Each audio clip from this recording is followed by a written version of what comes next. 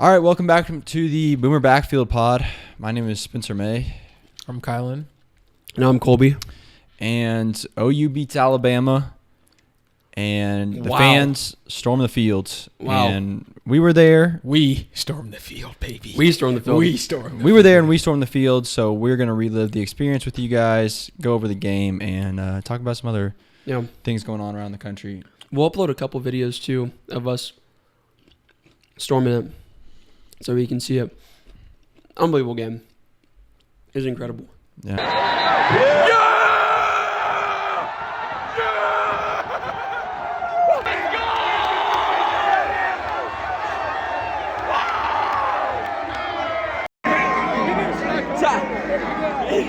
Oh my God!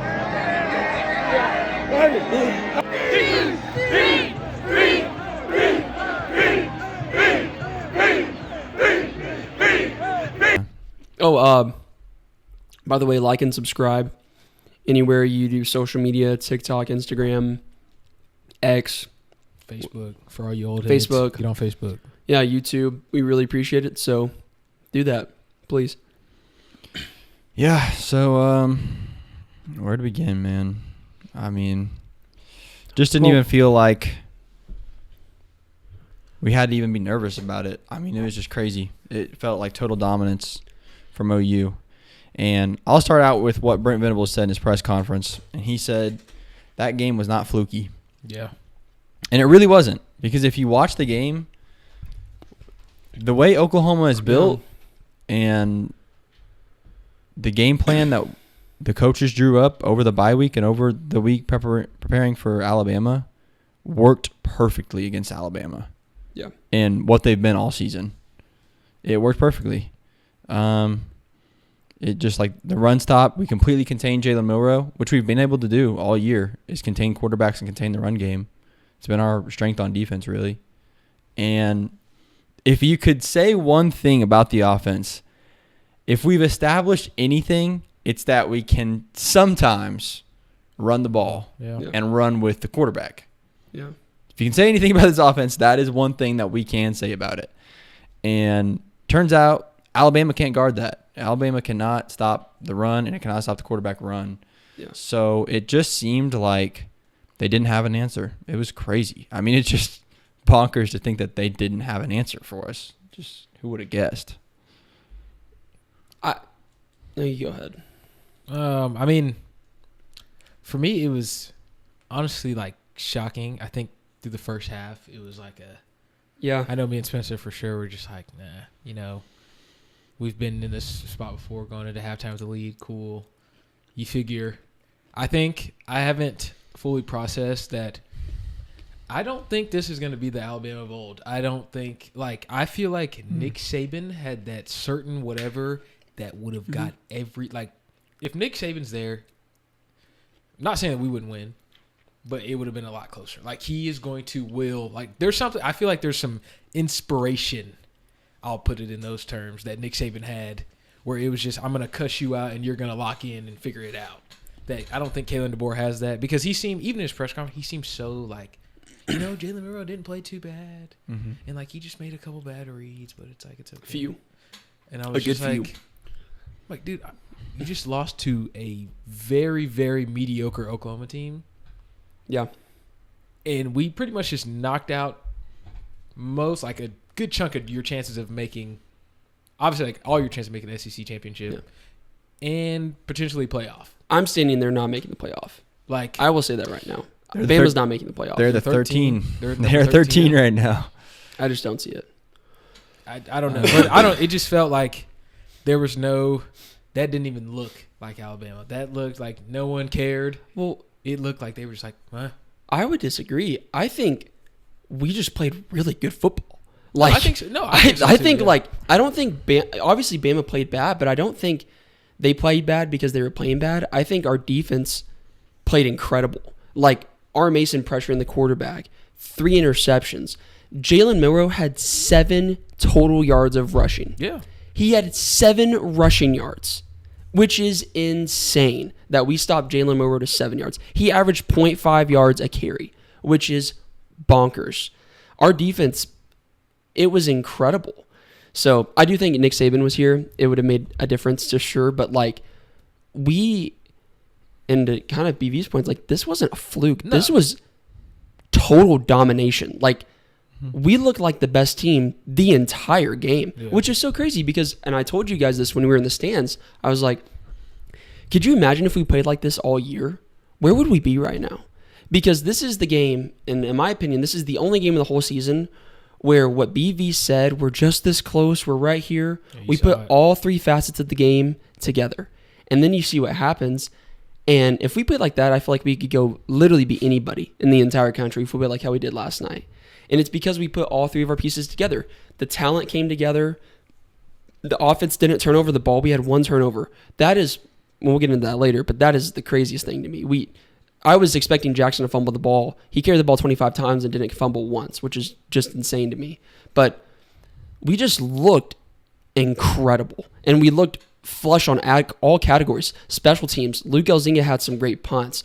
We had offense firing. Defense obviously played incredible. Alabama hasn't been shut out in the last 3 quarters of a game since 2000. Yeah. Like, we looked incredible. And it makes you wonder, like, if we can keep playing like that, obviously it doesn't matter now. You know, this would have been nice 10 weeks ago. Yeah. But it gives you some hope, right? And I think, and really, all of this, BV needed this bad because obviously you look at what happened with like Julie Venables and the whole situation. You have the horrible season going along.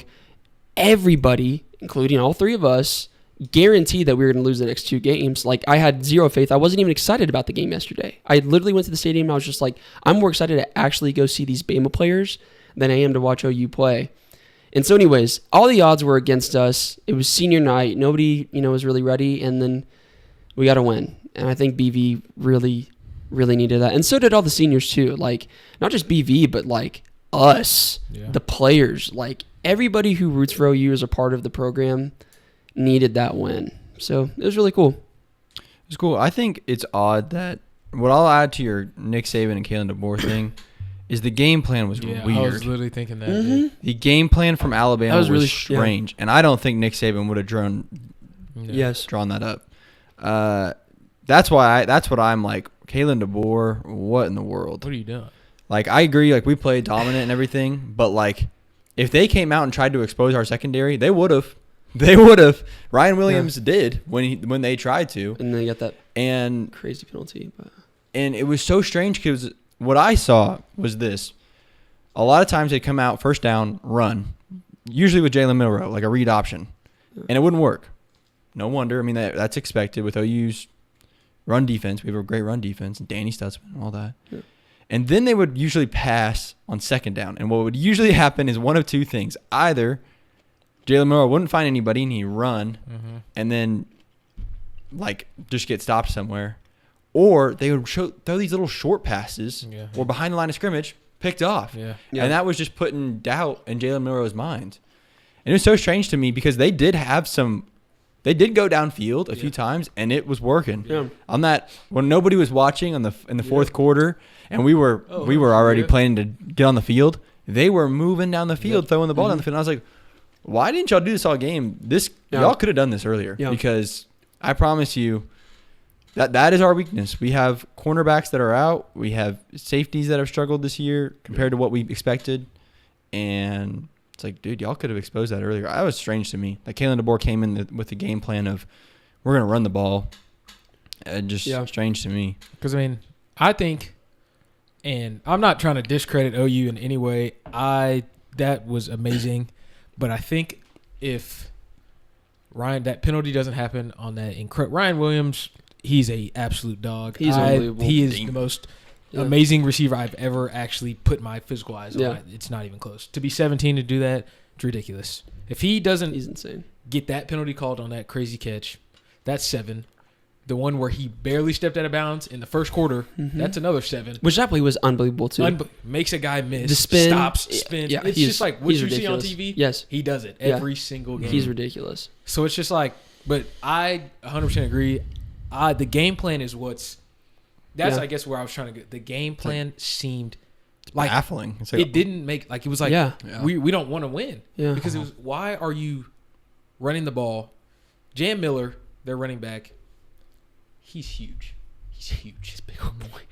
And we held him to 45 yards on 12 carries. So, almost 4 carry or whatever. 4. Less than 4. Less than 4, yeah.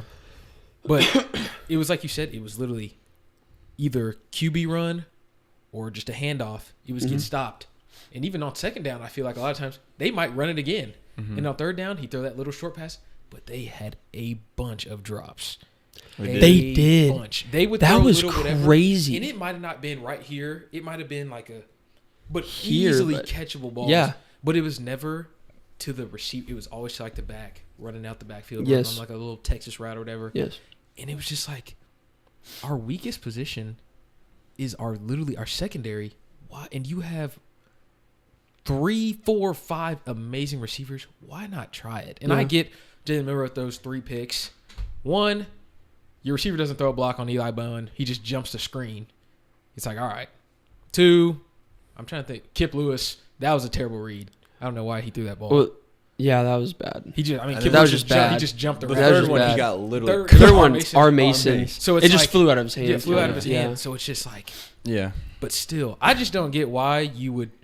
Yeah, that's why if I'm Kevin DeBoer, you have to eat this, honestly. Yeah. You have to kind of eat this loss. The picks were in the short game. The picks were thrown on screen routes pretty much, or out routes, really. It's it's odd. I think a big reason why they did it is because our D-line was giving them so much pressure. Like, if you noticed when he was dropping back, dude, I swear he had, Jackson Arnold time. Yeah. It was, 1 second, 1.5 seconds, and then he's literally running. Our D-line went ballistic last night. But it's strange. I don't know why they didn't attack more. I think they were open. Yeah. But the thing is just like you said, when they did, they dropped the ball. I watched them drop it twice.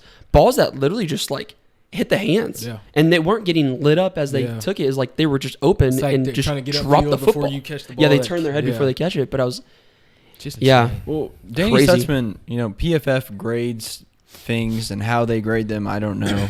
Nobody really knows, but it's Danny Stutzman is the number one run stopper in the nation. And to think that you're just going to...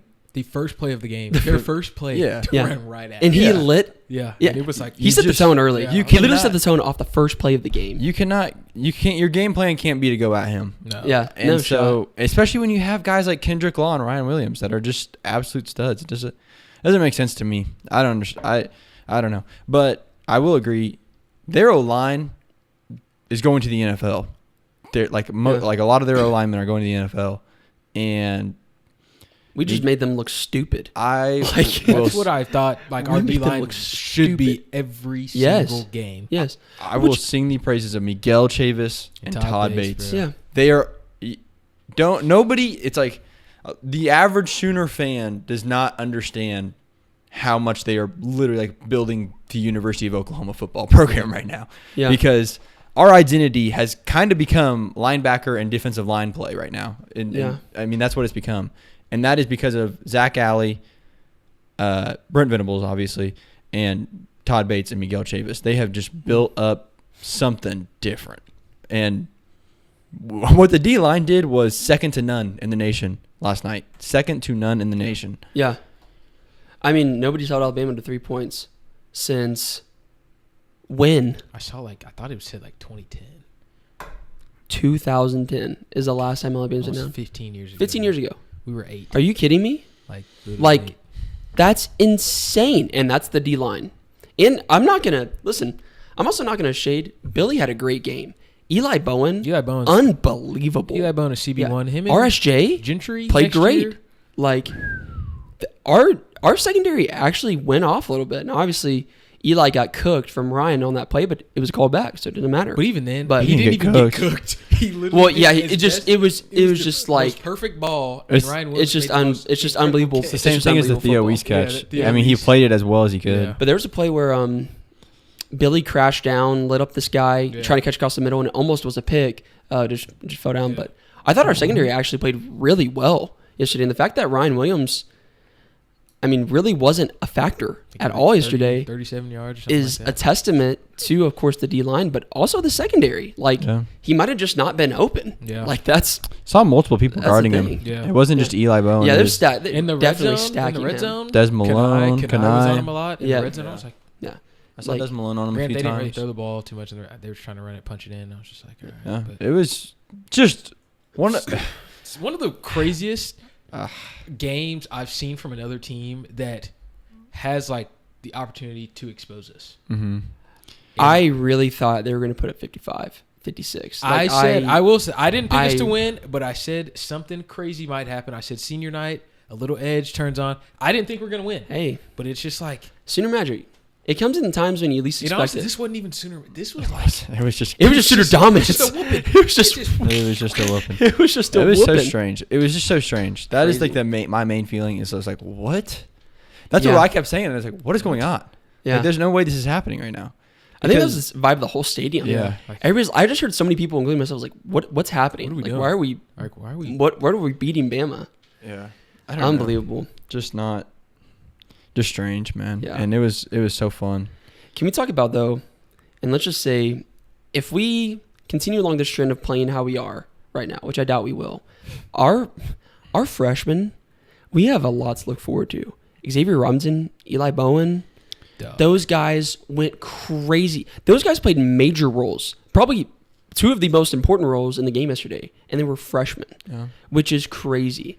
Xavier Robinson, 2 tutties, balled out. We got a running back now. He is our next Samaje Perine, our next Joe Mixon, like our next guy. We found him. We finally found him. It took us 11 weeks to do it, or however long, but another thing that the average Sooner Nation fan does not recognize is how huge last night is for the future.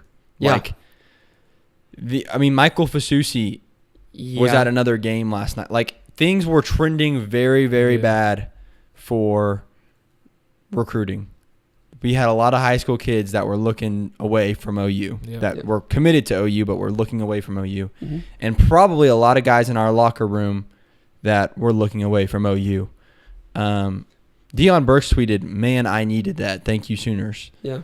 Like, who knows what's on his mind? You know what I mean? Who knows what he means by that? Yeah. You know? Yeah. It's just, it's huge. And, yeah, to add on to your point, the BV classes are so good. Like, some of these guys at BV, and we've had some misses, but, man, some of these guys that BV's got, Eli Bowen and Peyton Bowen was such a huge land. To think that Peyton Bowen, we thought on signing day that he had signed with Oregon. Yeah. Yeah. And to think that if Jackson Arnold doesn't flip him last second, and if all the crazy madness of his recruiting story doesn't happen, we don't land him and Eli, probably Eli. Crazy to think. But also, guys like David Stone, you're starting to see develop. EPL last night. He was so good. It's just so exciting, man. It's just like so cool to see. And then X. X is literally, man. He's unbelievable. Man. He literally, we don't have X. I don't know if we win that game last night. And I know that's kind of exaggerative, but. Well, I mean, you think about it. The run game was what won us the game. Yeah. And the problem is, I think about it. I'm almost thankful to Taylor Tatum for fumbling that ball because Taylor Tatum he's starting. He's RB1. He's getting more reps. Yes. If he doesn't fumble that ball, he doesn't come out. Absolutely. But here's the thing. I want to shout out DeMarco. Mm-hmm. This was the first game where I saw someone make a mistake, and I don't think this is how it should be. I think you should get another opportunity. But in a game like this, as soon as he fumbled that ball, he didn't take another snap. Yes. No. He didn't get the ball. And it's just like, because that is how you lose. Yes. And I'm so happy. I'm right there with you. Because that was huge. Every other time, yeah, I get you want to give him another shot just to get, like a quarterback throws a pick, you want to, that next drive, your first play, you're going to make him throw a pass again just to count him and be like, all right, shake that pick. Yeah. But fumbles are different because you literally just gave them, it's not different, I guess, but stuff like that because you're going to get hit every single time. Yeah. And then you put an X. He went crazy. He went crazy. We saw him, or at least I saw him when we stormed the field. That is a man. That is a grown man. His neck has got to be 30 inches. Dude. Like, he's got a thick neck. 6 foot, 220. Like, look at him. You literally, his ears are his neck. It's straight. He's a block. He is a block of meat. A big old block of meat. That's he crazy. is huge. We're calling him a block of meat. He's just unbelievably big. Is he from Carl Albert? Yes. Yep. That's so sick. How about that, man? Carl Albert boys. Carl Albert, man. Yeah, Xavier Robinson, 2 tutties, 18 carries, 107 yards.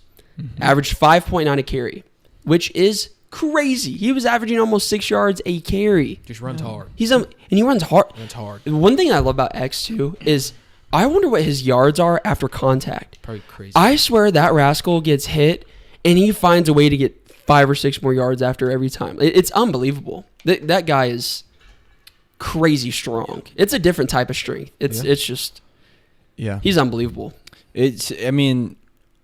Unfortunately, like if I'm going into next week versus LSU, I'm just thinking about establishing this run game again because that's all we got. It's all we got. It is seriously all we got. Our leading receiver was Bauer Sharp, 2 receptions, 21 yards. Like it's seriously all we got. It is all we got. We passed for 68 yards yesterday and beat Alabama 24-3.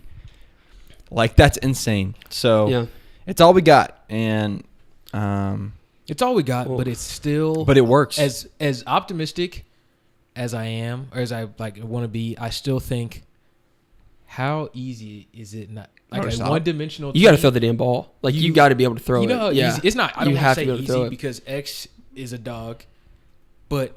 I was on Spencer. I said, why do you... I'm stacking the box. I'm putting all 11 people in the box. Yes. I don't even know if you can do that. But, I mean, do it. Somebody figure it out. The problem is next week, we actually play a good run defense. And we play one of the best run defenders. Like that. Harold Perkins Jr. is going to stop Xavier Robinson, at least in some fashion. So that's concerning. God, 2004. But, it won't be as dominant next week when it comes to the run game. We got to figure something out. If this, I'm glad this happened second to last week of the season, because if we did this and figure this out versus, let's say Texas, the other 6 games, you already know what to do. I'm stacking the box. You have to just stop the run. He can't throw it. Mm-hmm. So it's all right. But now it's all right. You can try it again. I don't know if it'll work. I hope it does versus LSU, but it's still I don't know, but you got to at least throw the ball just a little bit more. Yeah. I'm all game for running the ball, run the clock out. I mean, it's a kind of boring to watch sometimes, but it's just hey, if it works, it works, and a win is a win. Yes. So, I don't know. I'll take it.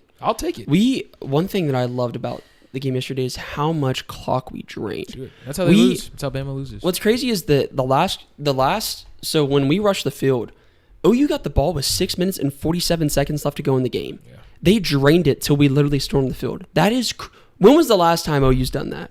Ever? Bob. Because even with the Lincoln days, we're air raid, so we're not draining any clock. Like, it was awesome. We were pushing the ball down the field, running the clock. We put up 17 offensive points against Bama.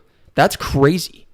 I honestly thought we would have put up maybe 3 or 10. And we put up 17. Like, that's impressive. Eli Bowen set us up real well on one of those. Yeah, he did. Yeah. He set us up real well on one of those. Yeah. But, which is kind of what you have to do. But we wouldn't have. Yeah. We don't finish all the time. So that's crazy.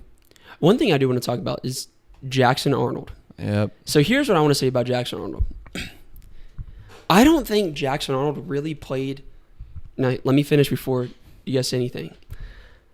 I don't think Jackson Arnold played really any different than he's played all year, other than the fact he didn't turn over the ball. He threw for 68 passing yards. He ran the ball pretty well. He's run the ball well pretty much all year. Really well. He ran the ball really well all year. Really well. But he's been running the ball. He hasn't been a terrible runner all year, but he's fumbled the ball so much.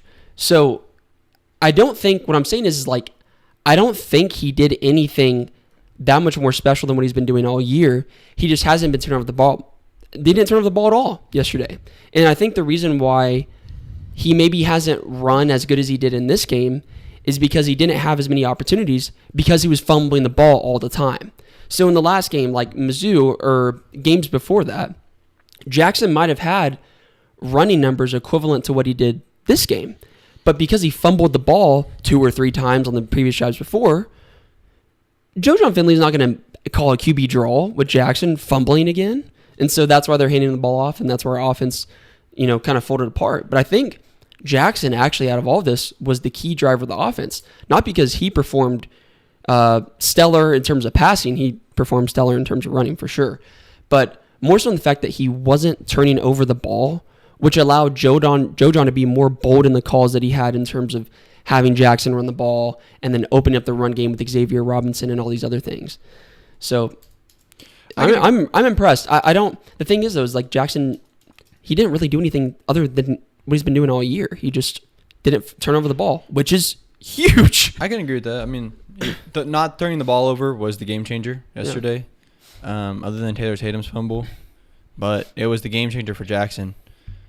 I don't think Jackson Arnold had some stellar performance, but what he did was he did his job. He executed the offensive game plan to exactly what it was. Yeah, to perfection. To perfection. Yeah. The offensive game plan was establish quarterback and run, and probably establish a run with Taylor Tatum, but it ended up being Xavier Robinson. Yes. That was obviously the game plan. And a lot of they had some trickery in there as well. That was part of the game plan as well. But that was the game plan. You could definitely tell. Yes. And he did it. He led the team on rushing and then had 131 yards rushing, which is crazy against Alabama. Yeah, to say that he had a 131-yard rushing game. His stats were great. He 25 carries, 131 yards. He averaged 5.2 a carry, and then he went 9 for 11 passing, which is incredible. That's over 80% completion percentage. He was incredible. 81.2. 68 yards. He averaged 6.2 yards per pass. So on average, if Jackson Arnold was in control of the play in back-to-back plays, we're getting 11.4 yards, which is crazy. That means if Jackson Arnold ran the ball and threw a pass on back-to-back plays, we were getting about 11.4 yards. I thought he played good. I think his running was stellar. I think some plays that he had, his vision, it looked like Michael's vision, like Michael Huggins' vision. Like there was plays that didn't look open. He followed his backs. He snuck in like this, and he goes and gets 25 yards. I thought he ran the ball just incredible, but he played really. He just did the game plan to perfection. Yeah. I do think what this is going to do is lock him down in next season. I would say maybe, depending on him. I would say if he stays, he'll definitely be our starting quarterback next year. Yeah. As long as if he can refrain from turning over the ball, being a turnover machine, he's really not bad. He can't throw the ball. I say he can't throw the ball. He had an 81% completion percentage, but he's not going to be like a 250-yard passer per game.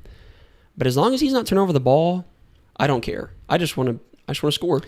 One thing, is anybody going to be a 250-yard passer per game at OU at this season? I mean, oh, not this season, but I'm saying we're used to guys like I agree. Bay, Kyler, but he's not going to be that. But he'll be different. Yeah. But I'm just saying my point there is maybe next season we could see if we can see better receivers come out, obviously through injuries, and then a better O-line. Maybe he can be a 250-yard guy and a 100-yard rusher. Yeah, that would be great. That would be plenty good for me. So what's crazy is that if he does that, he's in the Heisman race, which is crazy. So that's what's crazy. Jackson Arnold he's a few things away from being one of the best quarterbacks in the country. Getting a good OC, good receivers, and not turning the ball over. And he's really not terrible. And I think we saw that yesterday. I have personally, just like you, I've always thought Michael was the better option. And I stood by that. But after seeing yesterday's performance, just watching him play a game where he doesn't turn over the ball 3 times, I was like, you know what? He's not that bad. If he can refrain from turning the ball over, he's really not that bad. Yeah. So, but turnovers, when you do it all year, it's like he had one game, this game, where he didn't do it. Yeah. And it shows you, okay, this is why he was probably listed as a 5-star. But it's like, can he continue that? And then if he does, I'm okay with him being here. I really am. I just want to. This is my my letter. It says, "I owe an apology to the following people." Yeah. Mm-hmm. The first name is Jackson Arnold. Jackson Arnold, You may or may not have seen this. You know, it's been floating around, Norman. You know, you might have been on TikTok scrolling, saw it. But previously, I said that you might be scared of the dark.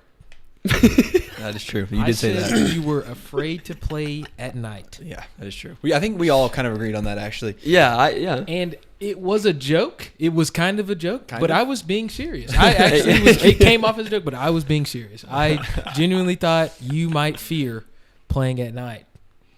And last night, I have to say, I am sorry. Here's my apology. I am sorry for saying that. He was pretty good. Yeah. Mm-hmm. At night, a good football game. At night, you played a good football game. Yeah. Great football game. A great football game. Yeah, not even just good. I can't knock you. I can't lie. I'm still Team Mike. I'm not going to switch up. I'm standing on it. But you're not terrible. Yeah. I said you were sorry. I said, how are you going to be a leader and you're sorry? You showed me you're not as sorry as I thought. You're less sorry. Actually, matter of fact, you're not even sorry anymore. Oh. He's not even sorry. You're a solid, you're a decent quarterback. Oh. He's decent. Wow. And my next apology. It's not Bauer Sharp, I was playing. Brent Venables. Brent Venables, we said that you could talk us up and give us hope and make us believe, but every single time you put a product out there, terrible. Yeah. But last night, all week, you put us in the press conferences. We're going to do this, we're going to do this, we're going to do this. And you did that, and you did that, and you did that. Yes. So I owe you an apology. BV, that win single-handedly, I think, just put to bed all talks of him getting fired. His seat went from hot to ice cold. Pretty mild, yeah. Dude, it's probably not ice cold, but yeah, it's cool. Definitely a lot milder. Well, we were just talking about, like, without the Bama win and without BV's OU Texas win a couple years ago. He's cooked. Like, BV, that's what I'm saying. BV needed that. He literally bad. needed that. Be the first coach since the 90s to not go to a bowl game. You have 2 losing seasons in your first 3 years. Like, you're getting John Blake comparisons. Like, yeah, I owe an apology to BV. I give him, I mean, I wasn't necessarily calling for BV's head. I was saying what I've said in the pod is that I did not expect us to be here 3 years into BV's tenure. Yeah. And something needed to change. Well, I mean, and it did last night. To that, I also wanted to expand a little bit on your Jackson Arnold, him playing. I think, and I mean, you kind of said it, but like the whole thing, if he didn't play very much as different than normal, he didn't in terms of turnover. Like on regular people, you'd be like, oh, it's just turnovers. But for him, that is like the sole reason we lose games. Yes. Is because he gives he literally turns the ball over. So like in the big scheme of things, that is the most ridiculously huge factor in his game. You're not wrong. He turns the ball over. Yeah.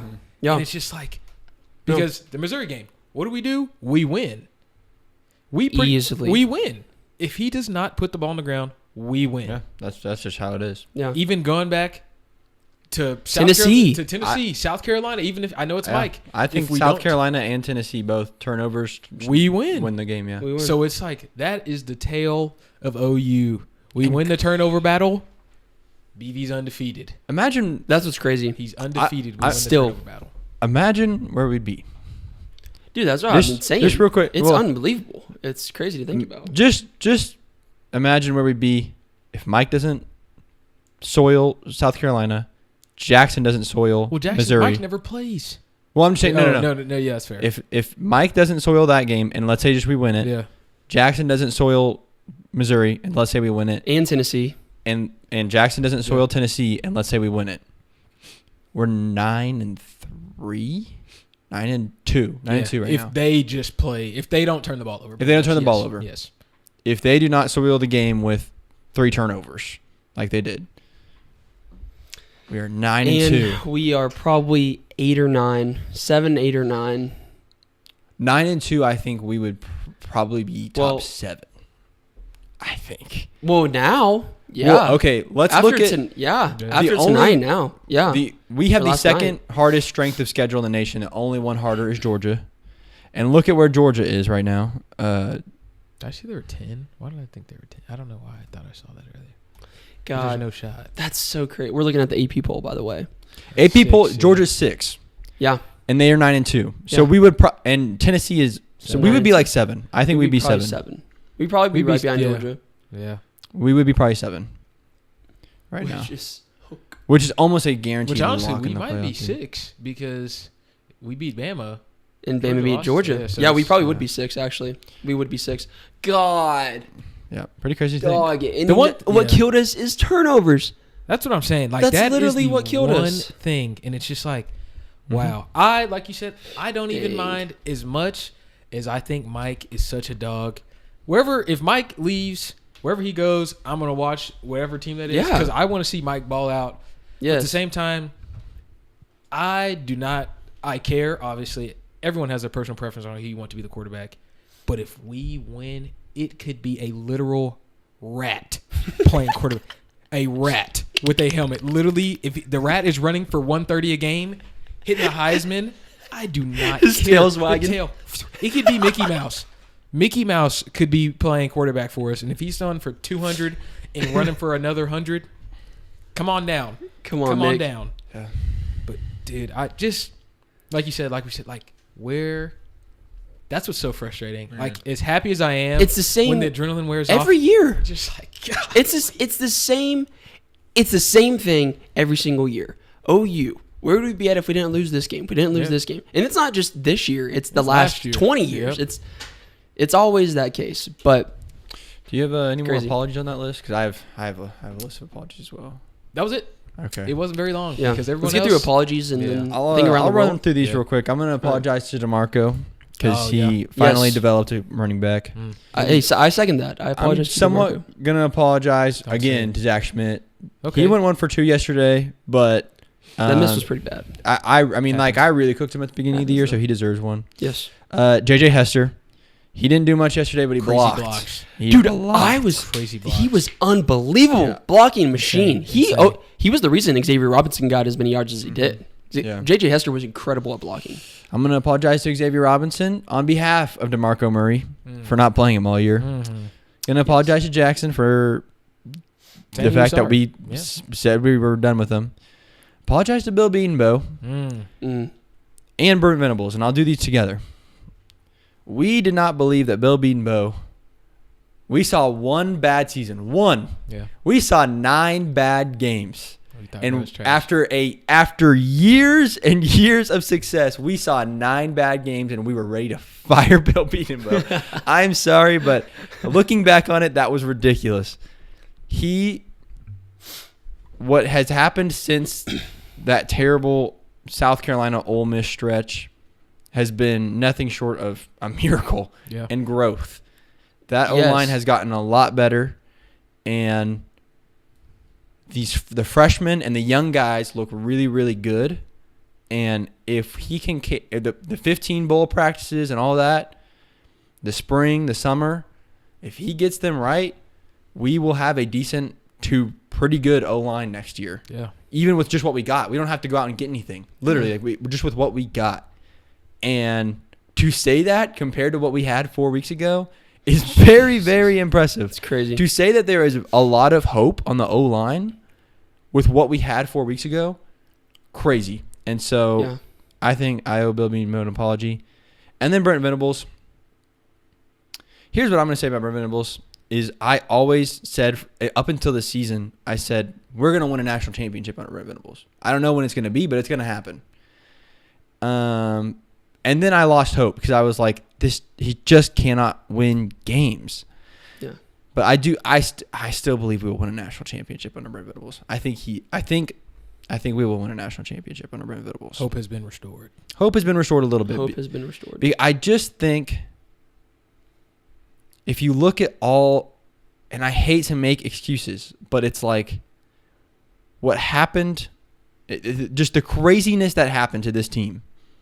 The O-line transferring out and going to the NFL, like literally getting fleeced, and then your wide receivers getting cooked by injuries. It just is outright strange and crazy and out of his control. Or your quarterback leaves. Like quite literally just out of control, out of his control. And so I think this year the perfect storm hit in a negative way. Eventually just by sheer chance of doing the draw every single season, eventually the good luck storm will hit us with, injuries. The good luck storm will hit us with crazy turnovers not happening, stuff like that. Eventually, one day. Yeah. Yeah, Bill Beatonbill. I just want to know, Bill, what did you do over these last 2 weeks that you weren't doing all season? What happened? I want to owe you an apology because I was not very happy with the O-line. But why weren't we doing what we did over these 2 weeks all year? It's the same exact players. I don't know. I'll be honest. I'm glad it happened, though. I think I'll make it quick because I know we're moving to around the world. But I think if you look at the game plan, we have never done this. And it's the easiest thing to do as a lineman is to run block. Because all you got to do, you can go as far. You can take him to the stands. You can literally take him to the stands. Yeah. You literally are just trying to drive him as far as possible downfield or into the dirt. Yeah. So if I'm an O-lineman, I'm saying praise. I don't have to sit and form this pocket. And it's easy. Because when I get off the ball, I have to beat him off the ball, beat him to the point of contact, and that's it. And that is literally it. I feel like there's just less technique involved. Because you can take random Joe Schmo off the street and say, hey, this is all you got to do. Just try and hit him as hard as you can and put him on the ground. Yeah. And that's run blocking. Yeah. It's real simple. I mean, besides like pulling and all that stuff. Yeah, you have a few pulls, but then it's like who you're hitting, though. Hey, if I'm the guard, I've got to run. I just go hit this guy. Not this guy, but this guy. Yeah. So that's my thing. I think that's what happened. Yeah. And, I mean, in 11 dropbacks, you don't allow a sack or you allow one sack. That's pretty much the ratio. I mean, that's a solid Which whatever. Is crazy. So it's just like, hey. We allowed one now, sack. Now, if we throw the ball 30 times and we give him one sack, then I'm asking, Bill, what did you do? Yeah. Fair enough. That's true because it makes you wonder. It's like if we threw the ball 30 times, we'd have 3 sacks. Which is pretty on par for what we usually do. Roughly, yeah. Hats off to Joe John for knowing that that's not the strength of his team. Yeah. Hats off to Joe John for knowing that the strength of his team is to run the ball with the quarterback and run the ball with Xavier Robbins. Which it's not rocket science. You're on wide receiver 7, 8, 9. Yep. So right before, I know we've said this a couple times, right before we go around the world, 2 players I want to highlight, Kip Lewis and R. Mason Thomas. Dogs. We've talked about you guys a little bit throughout the pod. Kip Lewis, you are incredible. Kip 6 yet again. He's a crash out. Hooray. I'm watching you stretch during the game, and you're just crashing out. And I love it. You look like a crackhead, and it's awesome. So keep that up. I feel like me and Kip would be friends, bro. Kip is so tough. Like, I love seeing a guy just lose his freaking mind. He's a lunatic. He belongs in a loony bin. But that's what you want on a football field, especially on defense. And then R. Mason, the amount of pressure he got on Jalen Milroe all game long. It wasn't just his last, where he made Jalen throw the pick. It was all game long. Dude is in the backfield non-stop. You're a backfield machine. So, R. Mason, Kip Lewis, you guys are ballers. Please stay here at OU. And if you do, you will go to the league. Yeah, pretty much.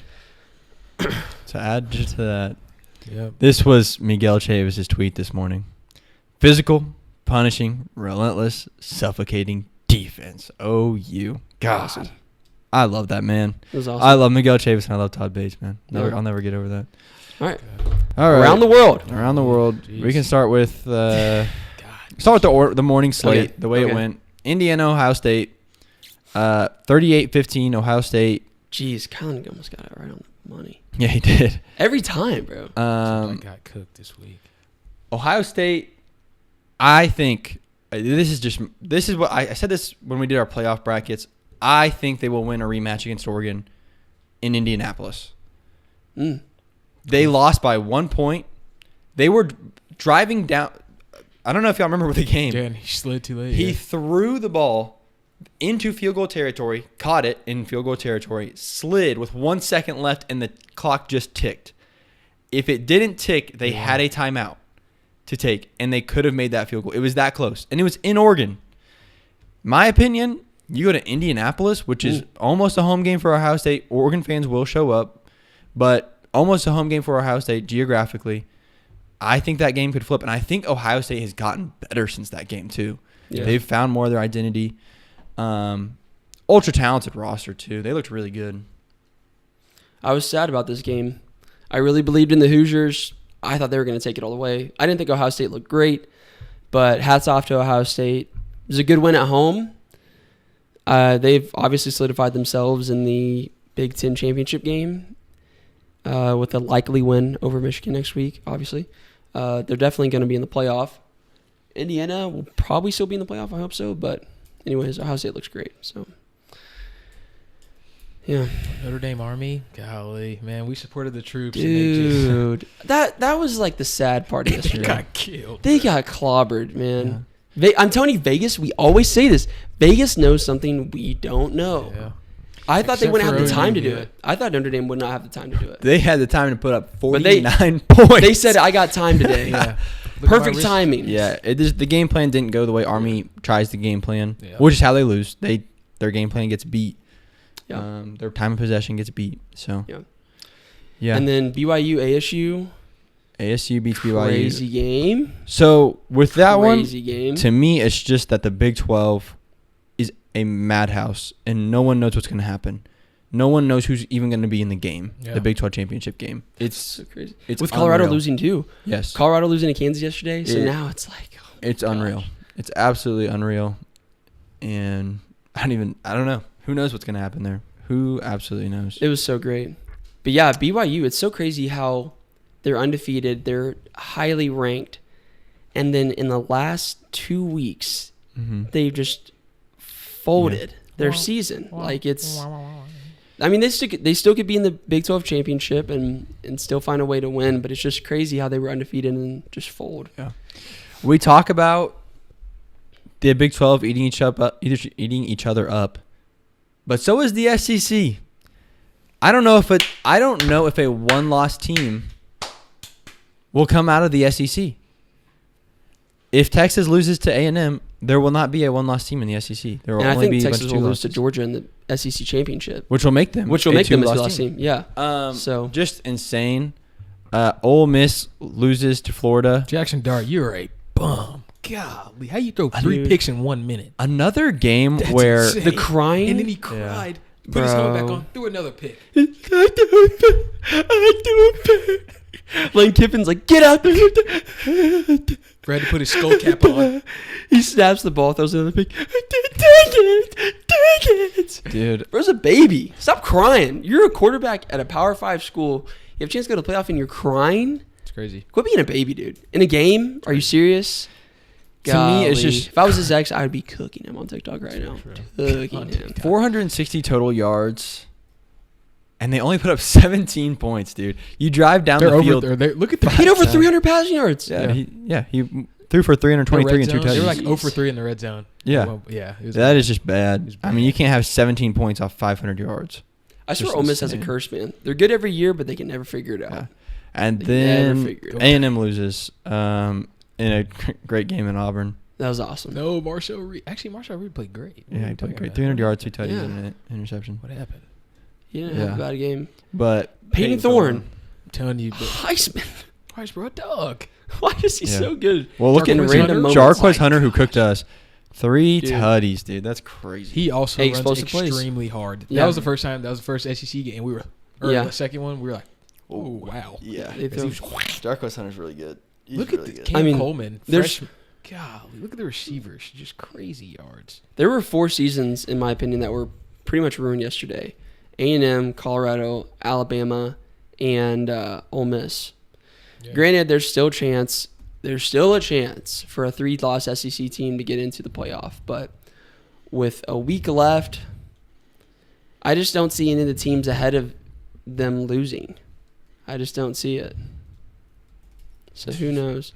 And plus, the AP poll really doesn't matter, actually. Yeah. The AP poll has them ranked 13. AP poll does not matter at this point in time. The only college football playoff poll matters. Jeez. So Clemson, Indiana's at 10. Clemson's 12. Yeah, I mean, it makes it they're 9-2. Jeez, Arizona State at 14, bro. That's insane. Big 12's crazy. Big 12's crazy. Every conference SEC is crazy, bro. I mean, South Carolina and Alabama have the same record. Who would have nobody? If somebody would have, who would have thought? If somebody would have told me Alabama at week 11, Alabama and South Carolina would have the same record, I would be like, you're out of your mind. And if you also told me SMU would be 10-1, have 2 more wins than both of those teams, I would tell you you're out of your mind. This is This is one of the craziest years of college football. It's insane. It's insane. But if you also would have told me OU would have been 5-5 and beat Bama 24-3, I would have thought you're crazy. I would have thought we'd have at least 7 or 8 wins by now. Yep. Yeah. So no one has any idea what's going to happen. It's crazy. It's crazy. Unbelievable year of college football. This college football playoff ranking that comes out Tuesday is going to say so much. Yeah. It's going to say so much. I really wonder what the committee's going to do with these 3-loss SEC teams. Yeah. Like, because you have these 3-loss SEC teams. And they're all 13, 15, and 16. In the AP pool, so I don't know. And then it's like these ACC teams, they have to play each other in the ACC championship at some point. Yeah. And if you lose, do you drop out of the playoff? Like, it's just crazy. Yeah. I don't know. Just insane. I don't know how they're going to handle all this madness. Yeah. Well, before we wrap it up, I do want to say this. Last night, dude, I was just thinking this was probably one of the greatest nights of my life. It's the greatest one. It was, and we've always talked about this when we weren't. So we went to this high school together, called Edmond Memorial. When we were there, god awful. When we left, they're now in the state semifinals for football. Okay, we weren't at OU in high school. Raw. OU's amazing. We come to OU, we suck, and it just seems like we're always catching everything at the wrong time. We played intramural football.